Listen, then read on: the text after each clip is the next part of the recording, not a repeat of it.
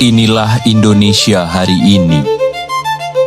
Sebuah paradoks raksasa yang bernafas. Sebuah bangsa yang berlari kencang menuju masa depan sambil memanggul beban warisan masa lalu. Di satu sisi, denyut kemajuan terasa begitu nyata. Teknologi, infrastruktur, bonus demografi. Sebuah janji peradaban baru di depan mata. Namun di sisi lain, di sela-sela kemegahan itu terdengar bisik-bisik rapuh. Ketimpangan, perubahan iklim, gejolak dunia, sebuah pertaruhan yang belum pernah kita hadapi sebelumnya. Dan disinilah kami berdiri, para perencana di jantung paradoks itu. Di ruang sunyi di tengah riuh rendahnya takdir bangsa. Tugas kami bukanlah sekedar merangkai data, tapi menenun jutaan benang nasib yang saling bersautan. Menjadi arsitek dari jembatan yang harus menghubungkan antara mimpi dan kenyataan. Ini bukanlah sekedar pekerjaan, namun ini adalah sebuah panggilan jiwa. Panggilan untuk mengawal sebuah janji kemerdekaan di persimpangan sejarah yang paling menentukan. Untuk menghadapi takdir sebesar itu, kami dibekali 7 panggilan jiwa. Dulu ia adalah suara nurani yang paling jernih. Di sebuah alasan mengapa aku memilih jalan pengabdian ini. Namun di hadapan riuh rendahnya zaman, apakah panggilan itu masih terdengar? Ataukah ia hanya menjadi ukiran bisu di atas kaca? Aku menolak. Aku harus mendengarnya kembali. Bukan sebagai hafalan, tapi sebagai api yang menyala dari dalam. Dan panggilan itu dimulai saat aku berhenti bicara dan mulai mendengar. Pelayanan bukanlah tentang program megah yang kami umumkan. Ia adalah seni suci menerjemahkan doa-doa sunyi jutaan rakyat menjadi baris-baris kebijakan yang berpihak. Tugasku di sini bukanlah mencipta, tetapi mendengar dan mewujudkan.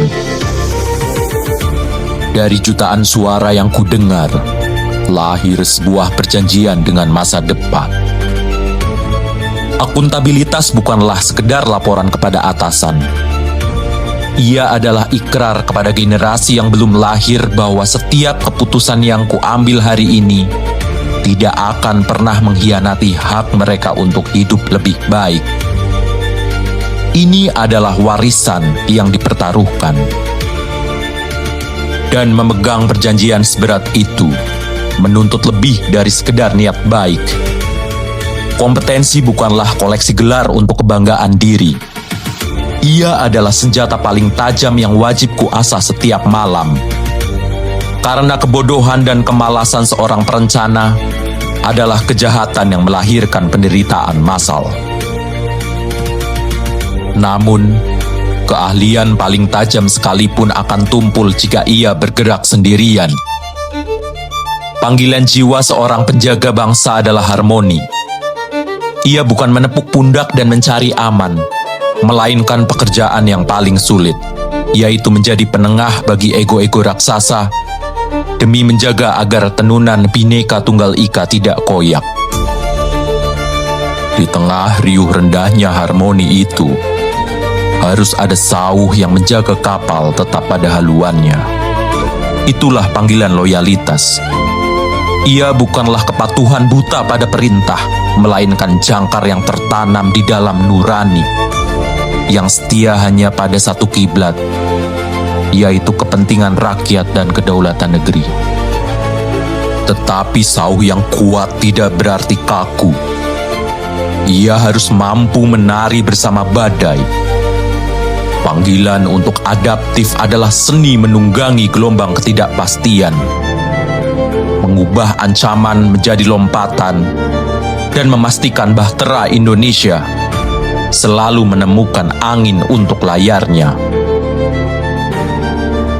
Hingga akhirnya aku tiba pada puncak pemahaman bahwa untuk menaklukkan samudra, aku tidak butuh kapal yang lebih besar, tetapi yang kubutuhkan adalah lautan sekutu.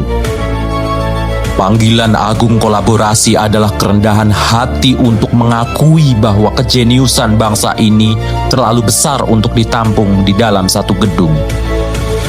Tugasku adalah menciptakan panggung bagi semua kehebatan itu. Maka 7 panggilan jiwa itu kini telah menjadi satu nafas. Dengan api inilah setiap tarikan garis di atas peta bukanlah lagi sekedar data. Ia adalah pahatan takdir. Sebuah jembatan suci yang kami bangun dengan segenap jiwa menuju Indonesia Emas 2045.